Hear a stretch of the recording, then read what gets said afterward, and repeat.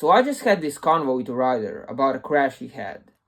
It was at the beginning of the race. He was in the front, and there was this big crash, which he couldn't really do anything about. He was just stuck between bikes and bodies, waiting for the riders to move away so he could get his own bike.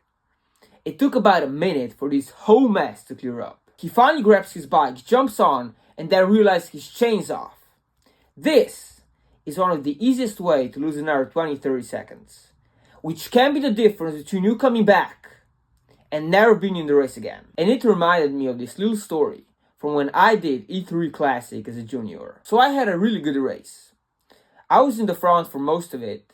I even went with one move, but before the Paterberg, I got a little bit out of position. So I started this crucial climb at the back. I had to gain all those positions back on the cobbles, while most of the guys were riding the smooth concrete waterfall line. I came over the top around 20th position. 10 guys went out just as we hit the top of the climb. Then right at the bottom of the Eau de Quaremont, we catch this group back. So suddenly I'm back in the race, and here I was being a smartass. I was a little tired from the Paterberg.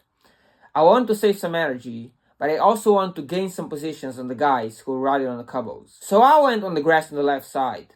I hit a little bump, lost control of the bike, and crashed. I was pissed, but I was back on the bike in no time, and I was still in this group. When I started to pedal, there was no friction in the chain. The chain was off. So I had to go off the bike again, fix the chain with my hand, and then restart the steep cobble climb. By then, the other guys were probably already who knows where. Probably already in the city. I went absolutely full gas at the top.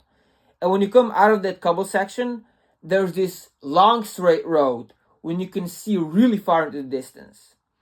And I could see about 5 different echelons already split up. Anyone who's ridden those roads knows exactly what that means. At that point, it was basically over. I never saw the front group again. So what was the lesson for me?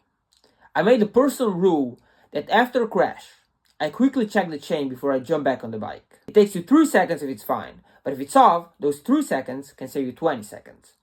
Because otherwise you jump back on, start pedaling, realize the chain isn't going to come back on, have to get off again, fix it with your hand, and then start chasing. A lot of the time that 3-second check is completely unnecessary. But sometimes it saves your ass from losing another 20 seconds. And that's a pretty big difference in a bike race.